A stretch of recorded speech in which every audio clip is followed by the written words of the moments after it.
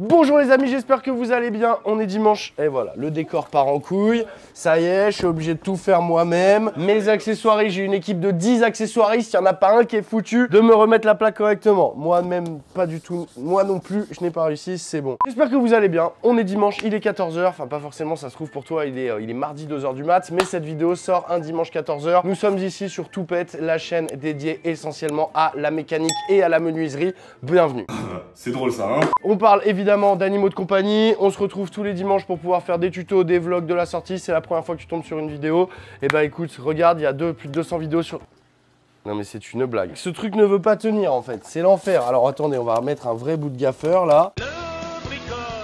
Qu'est-ce qu'on va faire aujourd'hui? Aujourd'hui, on repart dans les bases de Toupette, ce que vous adorez, c'est-à-dire partir de rien et à la fin faire un setup pour un animal qui devrait vous plaire. Aujourd'hui, on va parler d'un animal mythique de la thériophilie, un animal qui était interdit avant à la détention pour les gens qui n'étaient pas capacitaires. Mais ça a changé, car c'est souvent dans l'autre sens, hein. Souvent, tu as le droit de l'avoir et puis tu n'as plus le droit de l'avoir. C'est très rare que des animaux soient interdits et deviennent autorisés, mais c'est le cas de l'espèce d'aujourd'hui. Donc ça valait bien un petit tuto, car je reçois des dizaines de messages très régulièrement. Pourquoi tu fais pas un tuto là-dessus? Eh, t'as vu, on peut l'avoir. Ouah, cette tortue, elle est ouf. Ça y est, j'ai lâché le truc. En même temps, tu le savais avec la miniature. Aujourd'hui, on va parler d'une tortue emblématique. Nous allons parler de la Mata Mata.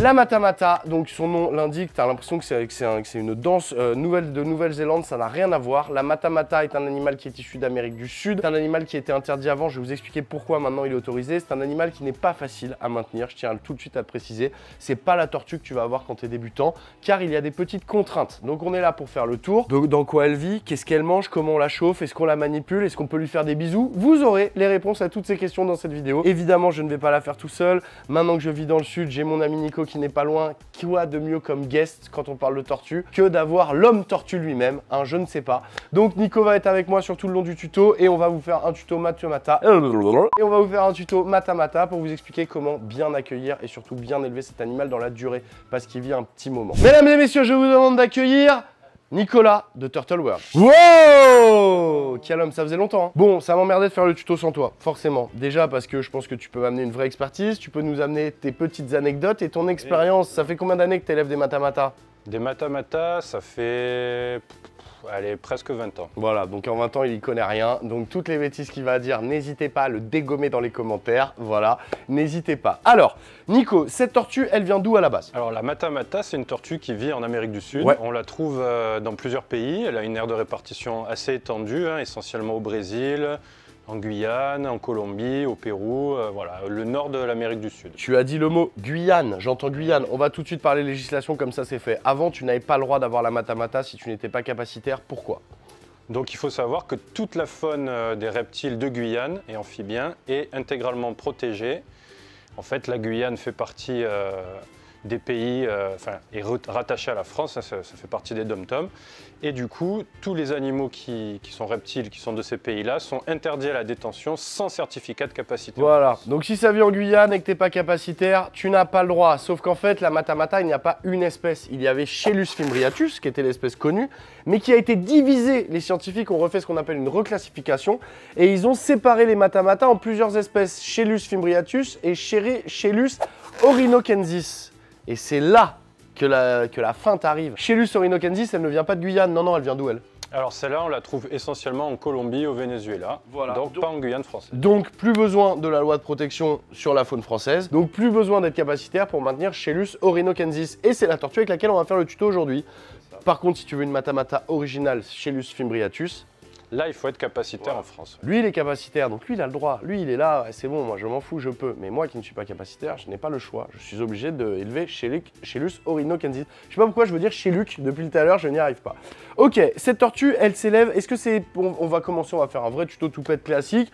On va le faire à deux, j'ai pas trop l'habitude, mais on va se répartir la tâche. On va commencer par l'aquarium. Pour l'aquarium, c'est une tortue quand même qui devient gros, Nico. Elle fait combien adulte? Alors la tortue Mata Mata, on va dire en général, hein, puisque les deux espèces mesurent à peu près la même taille à l'âge adulte, ça peut peut atteindre quand même 50 cm en longueur de carapace. Voilà, donc 50 cm, ça fait quand même un beau bestiau. C'est une bestiole, tu vois, que tu vas pas pouvoir élever dans l'aquarium qu'on va présenter aujourd'hui. L'aquarium qu'on va présenter aujourd'hui, on va dire que c'est bien pour ses 2 premières années, 3 premières années. Oui, alors après, ça dépend de la fréquence de l'alimentation. Au Ok. plus elle est nourrie, au plus elle va grandir vite. Ok. Donc si elle est bien nourrie, bah, elle pourra tenir 1 an. Et Ok. si elle est nourrie d'une bonne façon, mais pas tous les jours, bah, elle va grandir moins vite et on pourra la tenir 2-3 ans dans le même bac. Ok, donc en fait, en fonction donc, de la taille de croissance, tu as entre 1 et 3 ans si tu pars sur un bac comme ça. Ce bac, il fait 80 cm. C'est de la marque Zolux, ce n'est pas un placement de produit, c'est dommage. Avant, on faisait des placements avec Zolux, Zolux revenait. C'est un Carapace 80, donc c'est un kit complet en fait. Donc on a trouvé ça. C'est un aquarium donc qu'on va appeler pour tortue car il va avoir des dimensions un peu particulières par rapport aux aquariums pour poissons.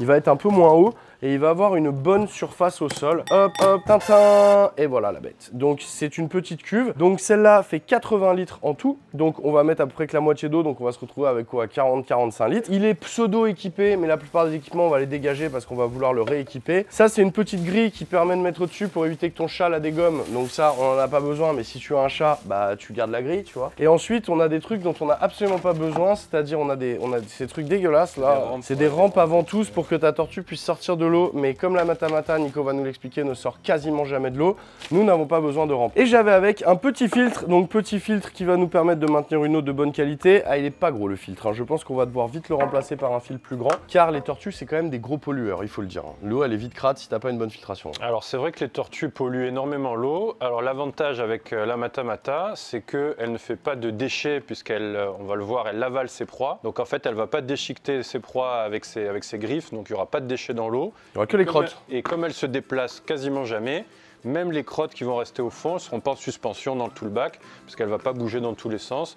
Donc finalement, même un petit filtre, ça peut suffire. C'est pas comme une Pélusio ou une tortue comme ça qui, elle, va nous mettre un bordel monstre, va déchiqueter sa bouffe. Elle va aller dans tous les sens, elle va nager, elle va grignoter, elle va laisser un morceau, elle va déchiqueter. Là, c'est pas du tout le cas. La Matamata, c'est quasiment du zéro déchet, quoi. Ok, ah pas mal, c'est une tortue écologique. C'est ça. Donc elle est dans le traitement des déchets. Alors, l'aquarium, donc déjà, quand vous achetez un aquarium, vous faites attention au support que vous allez employer. Là, vous voyez, il a des petites cornières en plastique blanche qui sont en fait des petits supports qui permettent en fait d'avoir l'aquarium bien plan. Donc, on n'a pas besoin de mettre de plaque de polystyrène en dessous. Mais sinon, tu mets bien une petune plaque de polystyrène entre ton aquarium et ton meuble de façon à ce que ce soit bien plan et qu'il n'y ait pas de point de force parce que ça peut péter. Est-ce qu'on aurait pu utiliser un aquarium à la con avec un couvercle et une lumière intégrée ? Oui, on peut utiliser ça, ouais. Ok, Ouais, l'avantage bon de aussi, ça, ouais. c'est qu'on a moins d'évaporation. Là-dedans, on va avoir plus C'est ça, d'évaporation. parce que là, du coup, avec un couvercle, la température restera plus chaude plus facilement. Exactement. On dépensera un peu moins d'énergie. C'est ça, on allait le dire parce qu'aujourd'hui, c'est vrai qu'avec les augmentations énergétiques, on fait de plus en plus attention à tout ça. Et c'est vrai que si vous prenez un aquarium qui est fermé, esthétiquement, moi je trouve ça moins joli parce que du coup vous allez avoir toute la partie devant qui va être en buée là, où il n'y aura pas d'eau, il risque d'avoir un peu de buée, mais vous avez une meilleure inertie thermique et vous dépensez moins d'argent pour le chauffage, parce qu'on le chauffage, on va en parler après. Une fois que vous avez choisi votre aquarium, donc là je vous dis 80 litres, c'est bien pour ce que disait Nico, entre 1 et 3 ans suivant la fréquence d'alimentation. On va placer d'abord donc le filtre, tout con, ce filtre on va le placer genre ici, mais on va le mettre dans ce sens-là, à l'horizontale, car la Matamata, on va pas lui mettre trop d'eau non plus, et l'avantage, vous voyez, c'est qu'on peut déplacer ce truc comme ça, la claque, donc ça me permet de mettre le filtre à l'horizontale et le rejet, hop, à la verticale. Voilà. Pour l'équipement, il n'y a pas énormément de choses non plus. On a besoin par contre d'un chauffage. Ça, c'est important. À combien elle vit cette température? À quelle température vit cette tortue? La température est variable. En fait, c'est une tortue qui quand même peut soutenir des températures relativement basses pour une espèce d'Amérique du Sud, mais on va dire que c'est bien de la maintenir entre 22 et 27 degrés en température de l'eau. Ok, 22, c'est pas un peu froid? C'est un peu frais, mais quand même, elle se porte bien à 22. En tout cas, il ne faut pas baisser en dessous. Ok, donc 22-27, on va dire que 25 c'est idéal. 25-26 c'est très bien, ouais. C'est vraiment les températures optimum. Pour obtenir 25 degrés, c'est très simple, vous utilisez un chauffage, donc vous avez plein de manières de chauffer, vous pourriez utiliser un chauffage pour aquarium classique, vous pourriez mettre un tapis chauffant sous l'aquarium relié à un thermostat, ce ne sera pas la solution la plus économique et pour chauffer de l'eau c'est pas top, mais si tu as que ça, tu peux l'utiliser. Moi aujourd'hui je vais utiliser un chauffage pour tortue, alors je sais pas où il est, où est-ce qu'il est le chauffage tortue?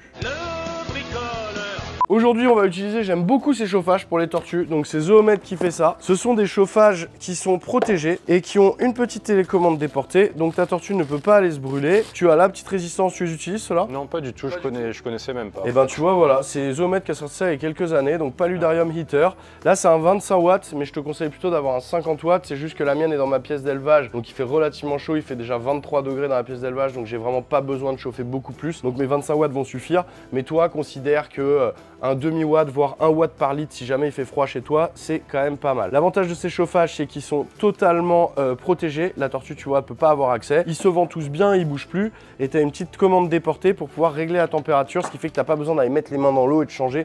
C'est quand même plutôt pratique. On va le mettre ici, on va le ventouser au fond, à côté du filtre, de façon de le mettre à côté d'un endroit où l'eau circule. Hop, et on va passer le petit fil par ici, là pareil, voilà. On fait quelque chose de propre et on est bon. Et évidemment, on ne le branche pas avant d'avoir mis de l'eau. Hein. Nous, ouais, mais tu vois, on rigole parce que pour nous, c'est obligatoire. Mais c'est vrai que les gens qui sont débutants, ils peuvent se dire, bon, c'est sûr qu'il faut faire attention, on n'y pense pas nécessairement. Toutes les pompes, tous les chauffages, vous ne les branchez que quand ils sont dans l'eau. Et avant de les sortir de l'eau, vous les débranchez un peu. Enfin, la pompe, on s'en fout, mais le chauffage, vous le laissez refroidir avant de le changer de l'eau. Sinon, la résistance va brûler. Et c'est dommage de se prendre un bout de verre qui pète parce que la résistance brûle. Tu n'as pas envie d'aller aux urgences ophtalmiques parce que tu n'as pas débranché ton chauffage. Non, tu n'as pas envie. Maintenant qu'on a mis le chauffage et le filtre, on va passer à la déco. Mais avant, on va mettre une petite lumière quand même, parce que c'est bien de lui mettre une photopériode à cette tortue. Oui, c'est important quand même. Mais tu m'expliques qu'il ne faut pas que ce soit trop intense. Non, c'est ça. Donc les matamata, il faut déjà savoir qu'elles vivent dans des endroits, dans la forêt amazonienne, hein, essentiellement, dans les forêts, dans les rivières, les lacs, les grandes étendues d'eau. Et c'est des endroits où il y a énormément de végétation et où l'eau est très trouble. Donc en fait, elles n'ont pas le soleil vraiment directement, parce que l'eau est souvent très marron. On appelle ça les eaux couleur café souvent. D'accord, donc très turbide, très pourri en fait, quoi. Vous ne voyez, il n'y a aucune visibilité. Quand je dis pourri, c'est au niveau de la visibilité, ça n'impacte pas la qualité de l'eau. L'eau, elle peut être noire sa race, que l'eau va être de très bonne qualité, mais elle va être vraiment dans des endroits avec une eau très opaque. C'est pour ça aussi qu'on va pas lui mettre d'UV, parce qu'en fait c'est une tortue qui reçoit quasiment jamais d'UV. Non, c'est pas la peine. Voilà, donc on va lui mettre une petite LED quand même pour que ce soit joli à l'œil.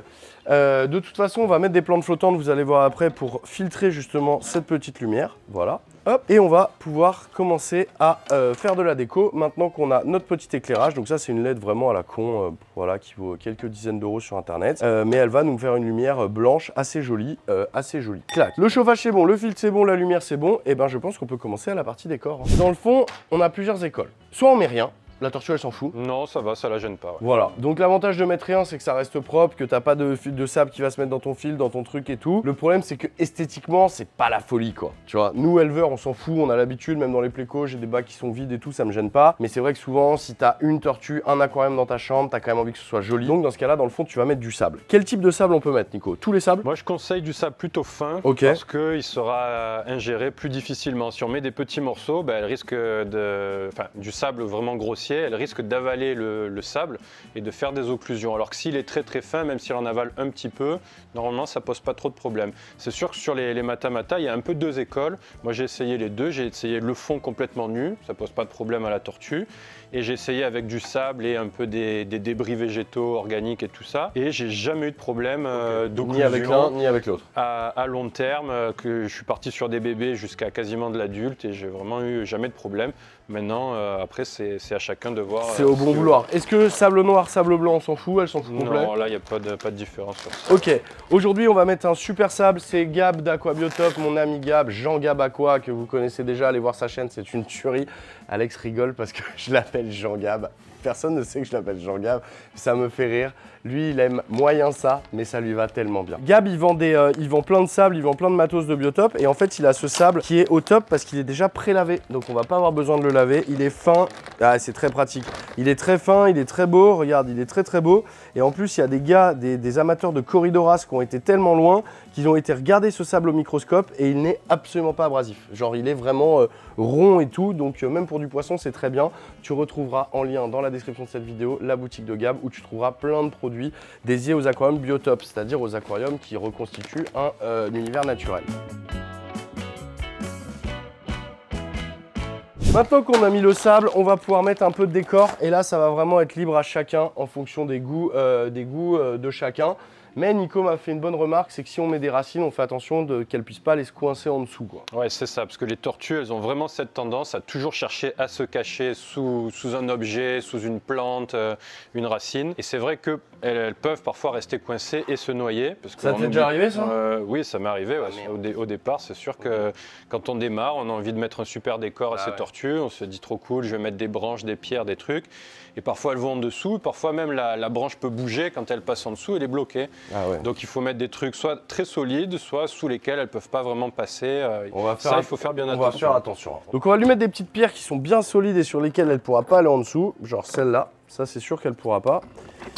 On va lui rajouter 2-3 pierres. C'est surtout à vue esthétique, hein. Sachant que c'est une tortue, Nico, qui ne sortira pas de l'eau, on est d'accord? Non, c'est ça, c'est une tortue qui ne sort jamais de l'eau. Vraiment, si vous la voyez sortir, que vous avez mis une rampe ou quelque chose, c'est que quelque chose cloche dans son bac. Il y a un problème, c'est pas comme les tortues, c'est pas comme les pélusios qui vont venir se mettre sur un caillou et se chauffer sous les UV. Non, elles ne cherchent pas à s'insoler. Les seuls cas qu'on a, c'est vraiment où elles restent au bord des rivières, où elles vont vraiment dans des eaux très peu profondes.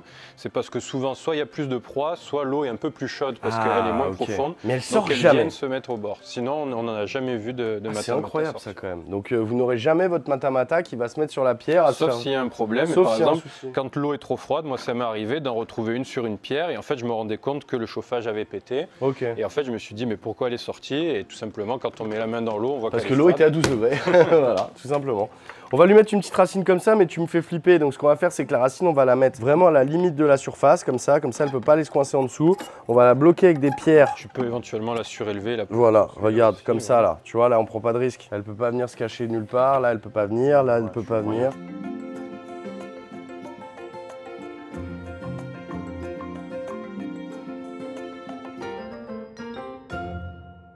Voilà, donc là en fait, tu m'as fait une config où elle ne peut pas aller en dessous, elle ne peut pas se balader, elle ne peut se coincer nulle part et ça c'est très important. Une fois qu'on a fait notre hardscape, le hardscape donc c'est les roches, les racines et que le matos est posé, je pense que maintenant il nous reste plus qu'à remplir. Quelle eau on va utiliser pour la matamata? Est-ce qu'on peut mettre de l'eau du robinet? Est-ce qu'il faut de l'eau osmosée? Est-ce que la qualité d'eau est importante, Nico? Pas tellement, donc on peut utiliser de l'eau du robinet. C'est vrai que bon, souvent elle est assez calcaire, mais bon, une fois que l'eau elle reste dans le bac pendant un moment, après ça passe. Simplement voilà, il faut bien faire attention aux températures quand on met de l'eau, parce que le chauffage il met quand même du temps pour chauffer l'eau. Donc vous mettez pas de l'eau glacée dans votre bac dès le départ, parce que sinon il va falloir attendre 107 ans pour qu'il chauffe. Exactement. Donc là il faut faire attention.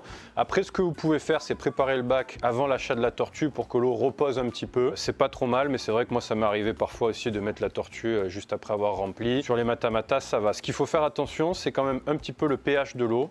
C'est des tortues qui vivent donc dans des milieux où il y a énormément de détritus, de végétaux, de vases, de feuilles mortes et tout ça. Une eau acide, c'est quand même important. Il y a énormément de tortues d'Amérique du Sud qui aiment ou qui ont besoin d'eau acide. Et c'est vrai que le pH, un pH acide, c'est quand même recommandé. Même si c'est vrai qu'après, en grandissant, elles ont moins tendance à avoir besoin d'acidité. Ouais. Donc soit on utilise de l'eau osmosée, soit on met de l'eau du robinet qu'on laisse reposer, soit on acidifie sa flotte donc avec un matériau, donc soit de la sphène qu'on mettrait dans une chaussette de filtration pour aquarium qu'on irait cacher quelque part, qui contribuerait à acidifier la flotte, mais on fait attention d'avoir un pH relativement bas, on va dire entre 5 et 6, c'est bien pour ta tortue. Ça empêche les mycoses en plus?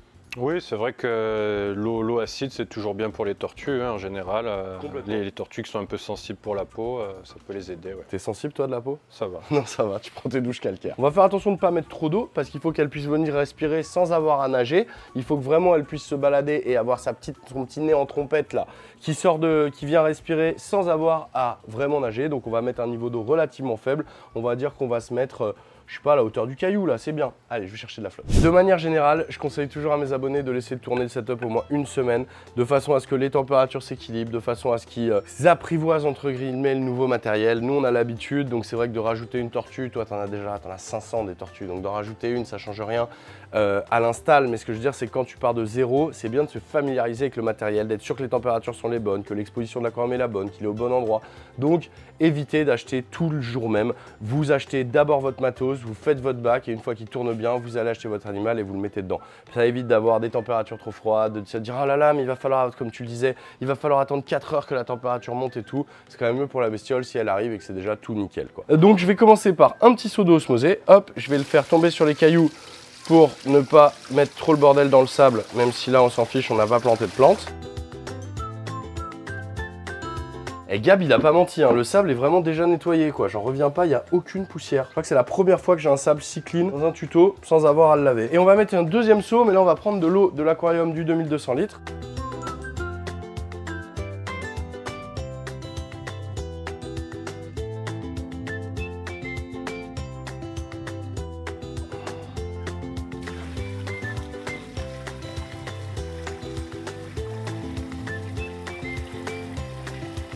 Donc on se retrouve avec 25 litres d'eau, vous voyez 25 litres d'eau avec le décor et tout, ça a suffi de nous mettre à peu près 10 cm de hauteur de flotte, ce qui est largement suffisant pour cette espèce. On va pouvoir maintenant brancher filtre et chauffage. Donc on se retrouve avec un chauffage que j'ai réglé pour 25 degrés, mon filtre qui est branché, qui ne me fait pas non plus un gros brassage, mais tant mieux, elle aimerait pas ça la Matamata, elle aime bien les eaux calmes. Ça vit dans les eaux très calmes. Donc maintenant, qu'est-ce qu'il nous reste à faire? Est-ce qu'on lui mettrait pas un peu de plantes à cette tortue? On peut lui mettre des plantes, donc ça c'est l'avantage vraiment de cette tortue, et c'est assez rare, c'est qu'elle ne touchera pas du tout aux plantes parce qu'elle en mange pas du tout, mais en plus de ça, elle va pas essayer de les détruire, quoi. Parfois il y a des tortues, comme on parlait des Pelusios ou d'autres, qui vont nager dans tous les sens, qui vont creuser, gratouiller, elles vont déraciner les plantes, elles vont grignoter un peu les feuilles. Là c'est pas du tout le cas, donc on peut faire vraiment un aquarium planté, presque comme si on avait des poissons. C'est ça en fait, c'est quand même une bonne candidate pour avoir un bel aquarium. Alors que les tortues, on se sait, tu fais un bel aquarium, tu plantes et tout, comme tu l'as dit, elles vont toutes dézinguer en 2 secondes. Là, la Matamata, tu peux quand même faire un vrai bac planté qui fonctionne bien, avec des plantes qui vont bien se développer et tout, et ta tortue n'y touchera pas, donc c'est quand même agréable. Là, on est bon pour mettre un peu de plantes. Qu'est-ce qu'on va mettre? Est-ce qu'on mettrait pas de la plante flottante, Nico? On peut mettre des plantes flottantes et des plantes avec des racines, hein, on peut faire un mix des deux. Ouais. Regarde, j'ai ça, j'ai des Salvinia, donc Salvinia natans, qui est une plante qui est originaire d'Amérique du Sud, donc on va être dans le biotope. Donc la Salvinia, c'est une plante qui se développe très bien, tu peux la mettre dehors chez toi en été, la mettre en plein soleil, elle aime bien. Dans ton aquarium, il faut quand même relativement bien l'éclairer si tu veux qu'elle prospère. Elles aiment pas trop quand tu as un couvercle et que c'est surhumide en haut. Voilà, par expérience perso, quand je mets un couvercle, ça marche pas trop bien. Mais quand il n'y a pas de couvercle, bah ça marche bien. Elle va filtrer, forcément elle va aider à pomper les nitrates et à augmenter la qualité de ta flotte, même si sur la tortue c'est pas le truc le plus primordial. Mais elles ont quand même un rôle biologique entre guillemets dans l'aquarium. On va en mettre voilà un petit peu partout comme ça, clac. Et en plus elle va amener à ta tortue de la sécurité, c'est-à-dire que ta tortue elle va se sentir vraiment en sécurité sous ses plantes flottantes, elle va pas se sentir exposée. Comme disait Nico, c'est des animaux qui vivent dans des eaux qui sont très bordéliques, qui n'ont pas de visibilité, beaucoup de branchages, beaucoup de feuilles mortes au fond de l'eau. Donc avec ça, tu lui amènes un sentiment de sécurité. Et je trouve que esthétiquement, c'est plutôt très joli. Les Salvinia marchent bien, on aurait pu mettre de la lentille d'eau, on aurait pu mettre à peu près toutes les plantes flottantes dispo sur le marché, ça aurait fonctionné. On aurait pu mettre aussi de la plante normale, voilà. Après, il faut qu'il y ait quand même un substrat qui soit adapté et qui donne de la matière à tes racines de se développer et de pousser. Mais voilà, n'hésite pas à végétaliser ton aquarium à Matamata. Là, tu te dis, ah bah ouais, mais maintenant que tu as mis les plantes, c'est sombre dans l'eau. Bah c'est le but, mon ami. Le but, c'est aussi d'opacifier un petit peu la surface de l'eau, de façon à ce que ta Matamata se retrouve dans un environnement sécure. Je pense qu'il va être le temps d'introduire notre animal et on va parler de la nourriture. Et c'est là que ça va blesser, car eh ouais, si t'as cru que ça mangeait des croquettes.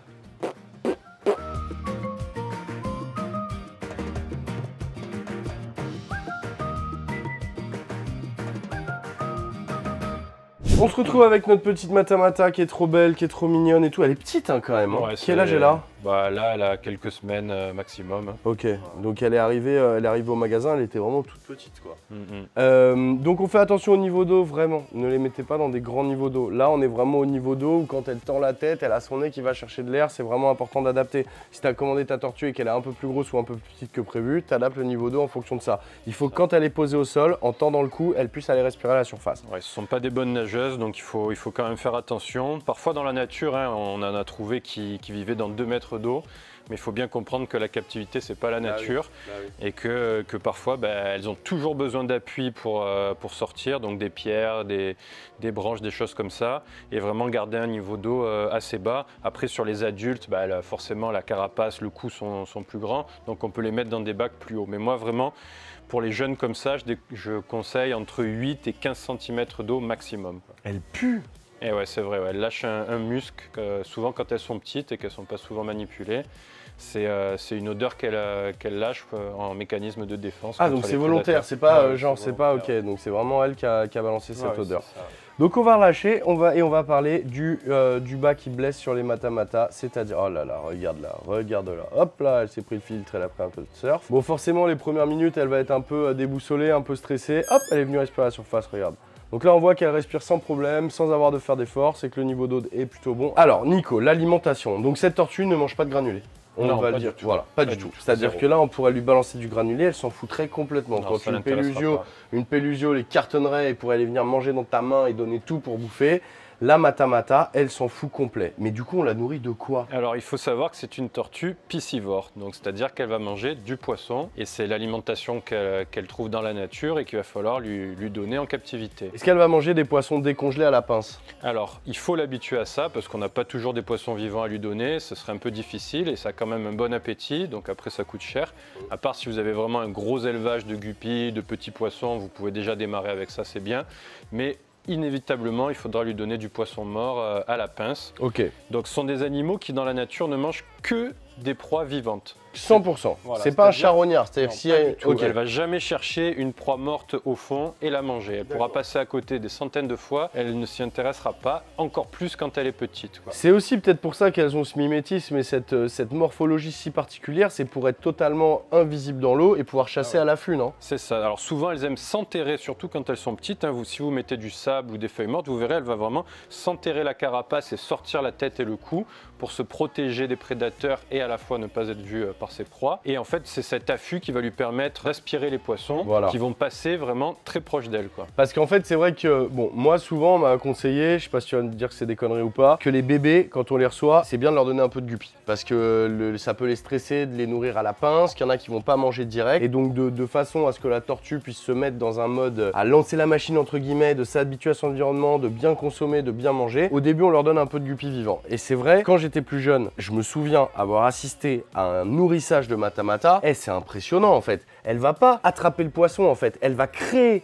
un mouvement d'eau en ouvrant sa gueule, ce qui fait que l'eau rentre dans sa gueule et le poisson est aspiré avec, quoi. Et donc en fait, elle gobe. Elle mange pas, elle gobe la tortue. Elle gobe tout ce qui passe à côté d'elle. Et je me souviens chez mon pote, mais je sais plus, il avait mis genre 10 ou 15 guppies, elle était pas énorme, en 5 minutes, tout était dérouillé. Ah oui, c'est un très bon appétit, surtout quand c'est en pleine croissance, hein. Les adultes après mangent beaucoup moins. D'accord. Mais c'est vrai que les petites, elles peuvent manger 10 ou 15 guppies par repas, 2 fois par semaine, sans problème. Donc pour démarrer, effectivement, on peut commencer avec du petit poisson. On dit guppies, mais ça peut être des agneaux, ça peut être autre chose. Mais en même temps, essayer de donner du poisson mort à la pince, donc qu'on appelle les fritures de Joël. Donc c'est des petits poissons qu'on trouve entiers, congelés souvent, ou même chez le poissonnier, qui sont d'eau douce. Ça c'est important, on donne pas des animaux marins aux animaux d'eau douce. On peut en donner, mais c'est vrai que les Matamata ont une flore intestinale assez sensible. Et ça, c'est plutôt rare chez les tortues. C'est vraiment les tortues alligators et les Matamata qui ont ça. On sait qu'elles ont une flore intestinale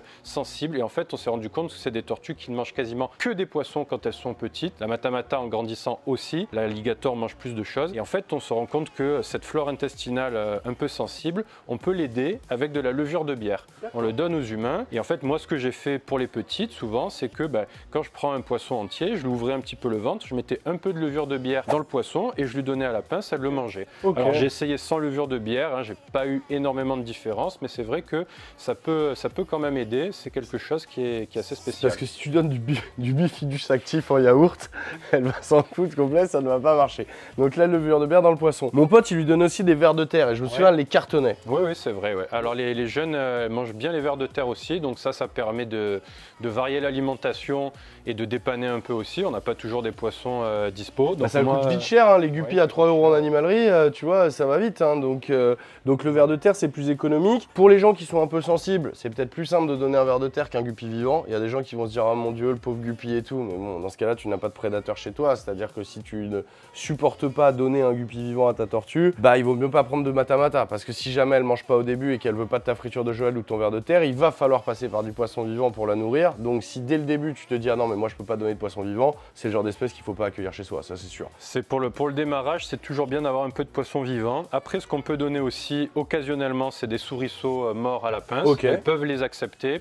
En grandissant un peu plus, mais parfois les jeunes les acceptent. Il faut des tailles adaptées, hein. Il ne faut pas qu'ils fassent plus que la taille de la tête à peu près ou du cou. Quand il dit à la pince, en fait, c'est que vous prenez une pince, je vais vous faire un petit plan de coupe pendant que je vous raconte ça. Vous prenez une pince, vous prenez un poisson, vous venez l'agiter tout doucement devant elle, sans lui mettre trop près ni trop loin, mais vraiment essayer de déclencher un intérêt chez la tortue. Et vous allez voir tout de suite. Vous allez voir tout de suite si elle tourne la tête et qu'elle s'approche. Là, ça sent bon, vous continuez d'agiter un petit peu le poisson et boum, elle va le cartonner. Si vous voyez qu'elle en a rien à faire, qu'elle part à l'autre bout du bac, qu'elle est stressée de ouf, ça sert à rien d'insister, vous n'obtiendrez rien. Donc le but, c'est d'attendre qu'elle soit bien, qu'elle soit en mode chasse à l'affût et d'arriver à quelques cm, doucement avec votre petit poisson et de lui déclencher un réflexe de prédation. Vous n'allez pas la forcer, la brusquer ou quoi. Ce sont des animaux qui sont sensibles et qui n'aiment pas les gestes brusques, les gestes trop agressifs en fait. Donc quand on nourrit un reptile à la pince, on y va tout doux et on essaye de le feinter en fait et de lui faire croire que le poisson est vivant en approchant tout doucement et normalement ça va marcher rapidement. Ce qu'on peut ajouter pour l'alimentation, c'est que parfois on peut donner aussi des morceaux de poisson, de plus gros poissons, des morceaux de saumon par exemple qu'on coupe en lamelles, qui ont presque une forme de poisson, ou de colin, de choses comme ça. Donc ça, c'est pas des aliments qui sont très équilibrés, parce que c'est que des morceaux, il n'y a pas les boyaux, tout ça. Sûr. Mais ça dépanne bien. Le saumon ou la truite, c'est très gras, donc c'est quand même très bon pour la tortue aussi. Et en complément, on va dire, ça peut être utile. Pour les plus gros spécimens, donc on va passer aux poissons de plus grosse taille. Donc on peut donner quand même des poissons de mer. Hein. Moi, ça m'est arrivé de donner des poissons de mer. Et ce qu'on peut faire également aussi, c'est que parfois, à Decathlon, on trouve des vairons, on trouve des poissons voilà, dans les magasins de pêche et tout ça, des vifs, des carassins et tout ça. Et ça, c'est vraiment très bien parce que ça coûte vraiment pas cher. Hein. On le trouve à moins d'1 € pièce et on peut agrémenter l'alimentation pour les spécimens qui sont plus grands. Complètement. Après, vous pouvez varier. Hein. Vous pouvez lui mettre un coup, vous allez chez Decathlon, vous pouvez mettre des vairons. 2 jours après, vous avez un peu de poisson au congèle, vous le décongez, vous le donnez. Tiens, il reste une boîte de vers de terre, boum, on les finit sur la tortue. On peut vraiment varier la nourriture. On va la nourrir combien de fois par semaine? 3-4 fois? Alors sur les jeunes au démarrage, 3-4 fois c'est bien. C'est vrai que ça peut se contenter de moins et on peut donner aussi un peu plus, mais 3-4 fois c'est une bonne moyenne, sachant que après quand elle va atteindre 15-20 cm, moi je conseille 2 fois par semaine, ça suffit, pour pas qu'elle soit obèse et qu'elle ait une croissance non plus trop élevée. Est-ce que c'est une tortue qu'on peut manipuler? Alors c'est des animaux qui sont quand même assez stressés, hein. Ils vivent donc on a dit sous l'eau, dans des endroits vraiment où il n'y a pas d'interaction avec beaucoup d'autres animaux. Maintenant une fois que la tortue est acclimatée, que vous voyez qu'elle est bien dans son environnement, qu'elle est calme et tout ça, vous pouvez bien sûr la sortir de l'eau, l'observer, regarder si tout va bien, si elle ne s'est pas brûlée sur le chauffage, si elle n'a pas de problème particulier. C'est une espèce qui, c'est vrai, n'est pas conseillée pour les débutants, mais qui est quand même costaud. Si vous avez une température d'eau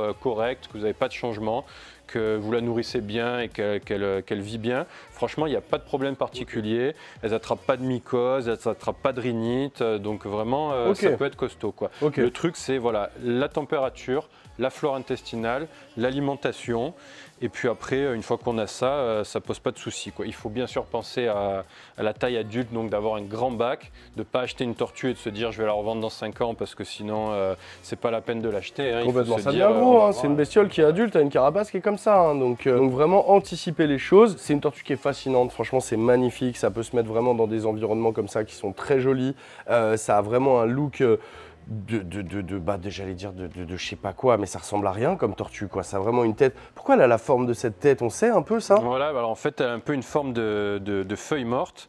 Et il se trouve que, notamment en Guyane, il y a un arbre qui s'appelle le moukou-moukou, voilà, et qui a des feuilles en forme triangulaire. Il nous joue l'Indien Warani, l'Indien Warani sorti de sa forêt. C'est l'arbre moukou-moukou, et en gros, la tête a la forme de ses feuilles. On va essayer de vous trouver une photo. Des feuilles triangulaires et qui sont marrons quand elles tombent puisqu'elles sont sèches. Et elle se camoufle parfaitement bien. Et le nom de mata-mata, ça vient de l'espagnol. Hein. Matar en espagnol, ça veut dire tuer. Donc on l'appelle la tortue tueuse, même si elle est vraiment inoffensive. D'accord. Est-ce qu'on peut avoir un dimorphisme? Est-ce que sur cette spécimen là, tu peux savoir si c'est un mâle ou une femelle ou c'est trop petit? Là, quand elles sont petites, c'est vraiment difficile. Hein. D'accord. On ne peut pas vraiment les sexer, surtout quand on n'a qu'une ou deux, c'est difficile de comparer. Mais c'est vrai que quand elles vont grandir, qu'elles vont faire dans les 15 à 20 cm, il faudra regarder le dessous, le plastron. Le plastron des mâles devient un petit peu creux, surtout sur la partie inférieure.